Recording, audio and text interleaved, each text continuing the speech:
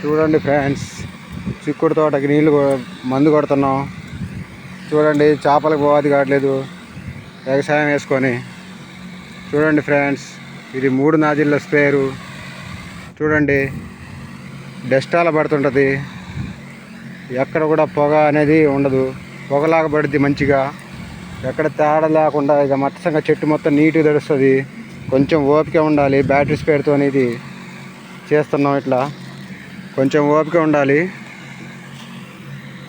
ఓపికతో కొట్టుకుంటే దీనివల్ల మంచి ఫలితం ఉంటుంది. బ్యాటరీ స్ప్రేయర్తో ఇట్లా ఆడించుకోవటం వల్ల